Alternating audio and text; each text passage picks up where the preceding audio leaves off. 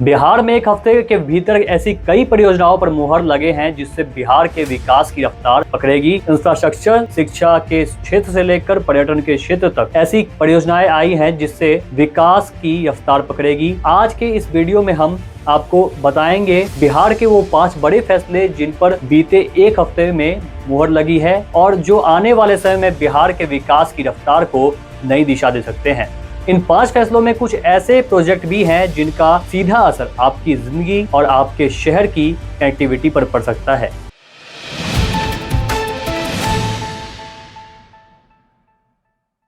नमस्कार, मैं हूं प्रणव और इस वक्त आप सभी देख रहे हैं नमस्कार मिथिला न्यूज। बक्सर भागलपुर एक्सप्रेसवे बिहार की बहुप्रतीक्षित सड़क परियोजनाओं में से एक है। बक्सर भागलपुर एक्सप्रेसवे का रूट अब स्पष्ट हो गया है।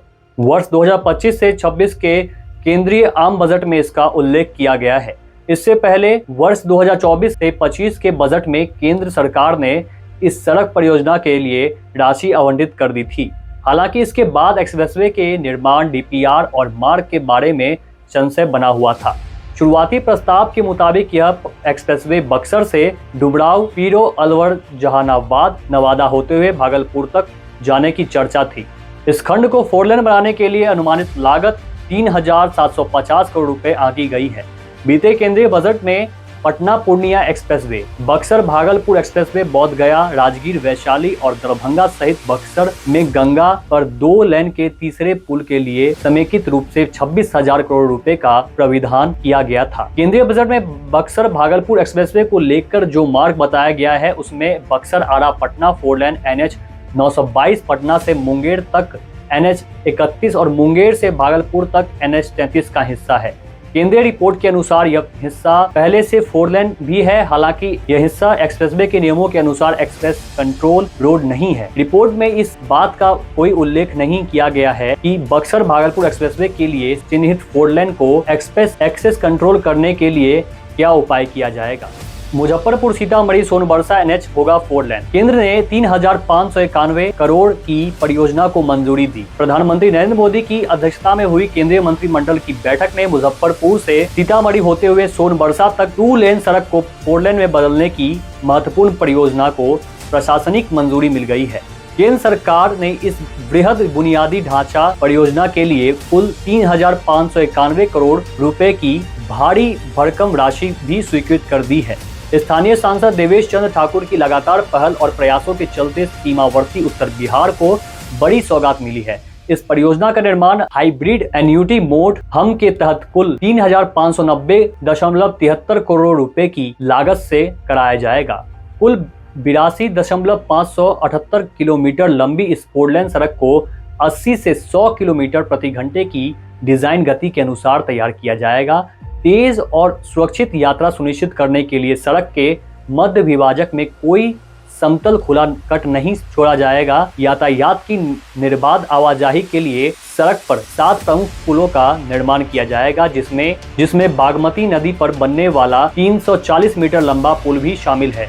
इसके अलावा 3 रेलवे ओवरब्रिज तथा 1170 मीटर और 270 मीटर लंबे 2 बड़े फ्लाईओवर बनाए जाएंगे। इस निर्माण से वाहनों के यात्रा समय में उल्लेखनीय कमी आएगी और ईंधन दक्षता में बड़ा सुधार देखने को मिलेगा। यह राजमार्ग एक प्रमुख फीडर कॉरिडोर के रूप में सोनबरसा स्थित भारत नेपाल सीमा को NH 27 यानी ईस्ट वेस्ट कॉरिडोर मुजफ्फरपुर से सीधे जोड़ेगा। इसमें मुजफ्फरपुर, मकसूदपुर, रुन्नीसैदपुर, धुम्मा, डुमरा, भूतही और सोनबरसा के घनी आबादी वाले बाजारों को भीषण जाम से स्थायी राहत मिलेगी। 4 लेन बनने से मालवाहक वाहनों और कृषि आपूर्ति श्रृंखलाओं की आवाजाही पहले से कहीं अधिक तेज और सुगम हो जाएगी। इस कॉरिडोर से नेपाल भारत आना जाना तो आसान ही होगा। साथ ही मुजफ्फरपुर से बाबा गरीबनाथ, सीतामढ़ी में बन रहे पुनौराधाम मंदिर यानी सीता जी की जन्मभूमि लोग आसानी से पहुंच सकेंगे।